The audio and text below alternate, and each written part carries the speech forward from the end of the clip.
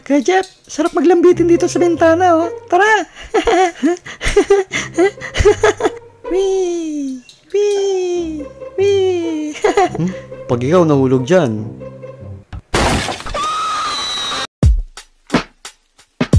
Walo kami magkakapatid at akong pinakabunso. Actually, may kapatid pa akong kambal bago yung kuya ko. Maaga lang silang kinuha ni Lord, kaya naging 6 kami. Ma, paano kayo nagkakilala ni Papa? Nako, pinikot lang ako ng papa mo. Pikot, yun yung pirasahang pagpapakasal o pagsasama ng dalawang tao na di talaga nila mahal ang isa't isa. Kaya pala nakawalo kayo ni Papa. Ang sabi mo?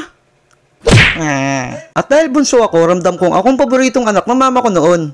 Or assuming lang ako. Never akong inutusan ni mama na magugas ng pinggan noon at iba pang gawain sa bahay. At dahil akong pinakabata sa amin, hindi rin ako nakaligtas sa utos ng ate at kuya ko. Inutusan nila akong bumili sa tindahan na hindi ko naman alam para saan. Oy Jeff, bili mo akong 2 days sa tindahan. 2 ha?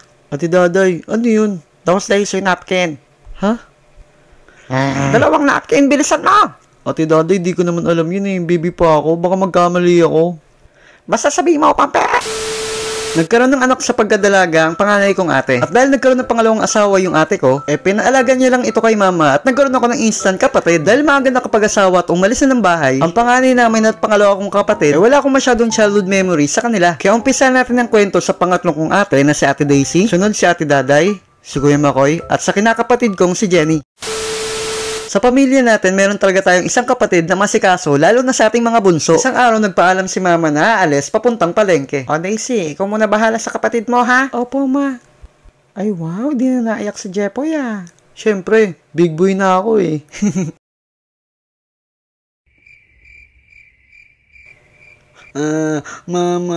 Mama ko.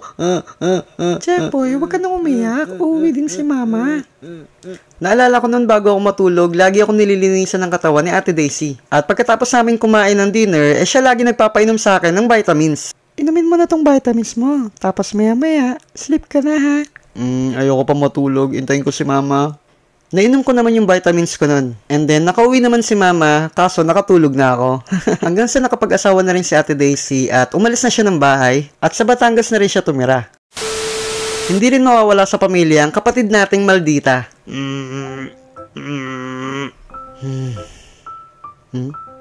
Ma, tapos na. Daday, pahugas nga po ni Jeff. Bad trip, ako pa nautusan. Baho-baho ng tae na ito. Bakit? May tae bang mabango? Wow, pinapaa. Ano, diring-dire? Nung bata ako, si Ate Daday yung kinakatakutan ko kapag siya lang kasama ko sa bahay. Daday, alis mo na ako. Ikaw muna bahala dyan, ha? Hugasan mo ng mga plato dyan. Opo, ma. Ba't ba wala inuutosan dito? Hoy, Jeff, sabi ni mama, hugasan mo na rin mga plato. Hala, ba't ako? Ikaw nutusan ni mama dyan eh. Ano? Baka gusto mong tadyang ang mukha mo dyan. Pag di mo hinugasan nyo, huwag kang lalabas, ha? Huwag kang maglalaro. Daya. Sumbong kita kay mama dyan eh. At dahil takot ako kay Ate Daday nun, sinunod ko na lang siya. Maya-maya pa, umuwi na si mama at naabutan niya ako naguhugas ng pinggan. Oh, Jeff, ba't ikaw naguhugas dyan?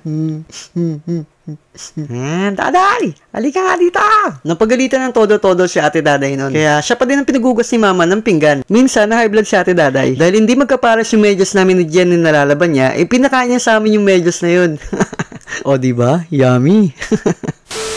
Pero kahit ganun si Ate Daday, isa siya sa pinakamasipag na ate na nakilala ko. Isang araw, sinama ako ni Ate Daday sa trabaho niya sa factory ng Ratan at nakita ko kung gaano siya kasipag. Nagbibigay din siya kay mama pang gastos sa bahay tuwing sumasahod siya. Naalala ko rin noon nung Pasko, nireguluhan niya kami ng mga bata pa kami. T-shirt yun na B1 at B2, tigisa kami ni Jenny. Kahit may pagkamaldita si Ate Daday noon, naging mabait pa rin siya sa amin kahit papano. Dumating yung time na kapag-asawa din si Ate Daday at kailangan niyang umilis sa bahay para bumuo ng sarili niyang pamilya. At dahil kami lang dalawang lalaki sa pamilya, minsan kasabay kong maligo yung kuya ko nung bata pa ako. Jepoy, pagbilang ko 3, sabay tayo magbuhos ha. 1, 2, 3. Yay! Naalala ko rin nung pinupuno namin ng tubig yung tabo tapos nilalagay namin sa ulo namin. Tapos pinapadaloy namin yung tubig sa katawan namin para na kami may shower, di ba? Naalala ko meron akong alagang siso noon. Pinangalanan ko siyang Chik-Chik. Sobrang mahal na mahal ko yung siso kong yun. Binibigyan ko siya ng tubig at kanin para mapakain siya. Chik-Chik, kain ka na. Tukay mo na tong kanin oh. Ayoko. Pag sinabi kong tuka, tuka. Bok bok bok bok bok bok bok bok bok bok bok bok bok bok bok bok. O, wag niyo susubsob yung mga sisiw niyo sa kanin or tubig para mapainom sila, ha? Bad yun. Isang araw, pag uwi ko ng bahay galing school, hinanap ko agad si Chick-Chick. Pero wala na siya sa kulungan niya. Asan kaya si Chick-Chick?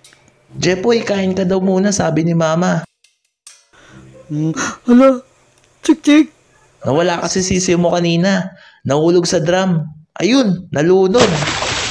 Pinaprito sa akin ni Mama eh. Kaya prinito ko.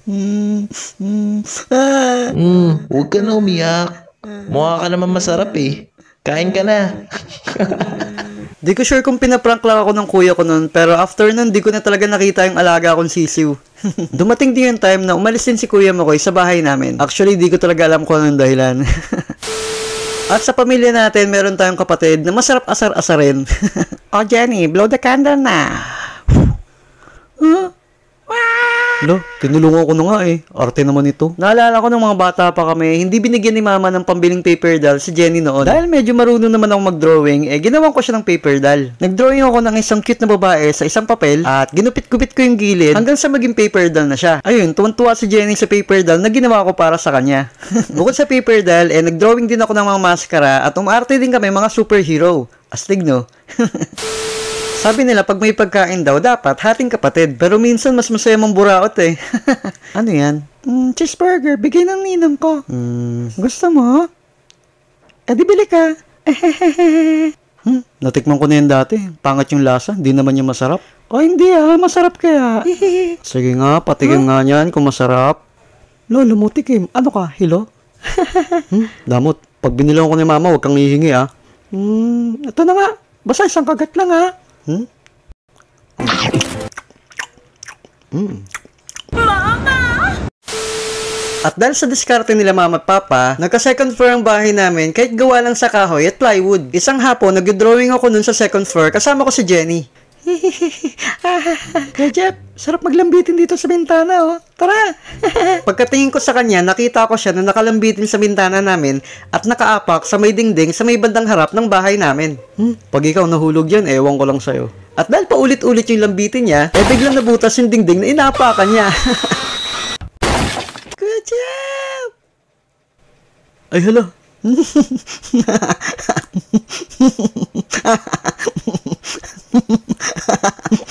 And yes, natawa na lang akong bigla makita akong butas yung dingding namin at muntik na siya mahulog sa baba. Pero wag kayong mag-alala, tinulungan ko naman siya makakyat at hindi naman siya gaano nasaktan. Sa ngayon, si Ate Daisy nakatira na sa Batangas kasama ng anak niya at ng asawa niya. Si Ate Daday naman, siya na yung nakatira sa bahay namin sa Pasay kasama ng anak niya at ng asawa niya. Kay Kuya Makoy, honestly, wala na talaga akong balita.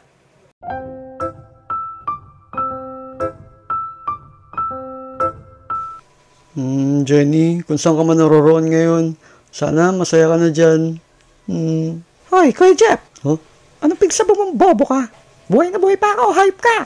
Sa ngayon, may asawa at anak na si Jenny. At minsan dumadalaw din siya sa bahay namin kasama ng mga anak niya. Nagkakatawanan na nga lang kami kapag naalala namin yung mga childhood memories namin noon eh. Siguro ang sad part lang sa pagiging bunso is may kita mo isa-isa nang umaalis yung mga ate at kuya mo para bumuo na sila ng sarili nilang pamilya. At bilang bunso, ikaw nang sasalo lahat ng responsibilidad na iniwan sa'yo ng kapatid mo sa pamilya nyo. Masarap sa pakiramdam may mga kapatid tayong handang makinig sa mga problema natin. Minsan nga kung sino pang di mo katugo, sa kanila mo pang mararamdaman ang pagiging tunay na kapatid.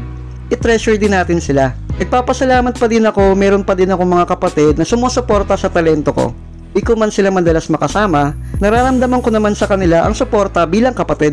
Para sa lahat ng panganay na nagsisilbing pangalawang magulang sa mga kapatid nila, at sa lahat ng bunso na pumapasa ng responsibilidad ng buong pamilya nila, saludo po ako sa inyo. Thank you nga pala kay Master Best Friend Yuki Fry sa collab. Oy, malapit ka na mag 100,000 subscriber Advance congrats. So, subscribe nyo rin po siya. At sa lahat ng mga naghihintay at patuloy ng sumusuporta sa channel ko, maraming salamat po.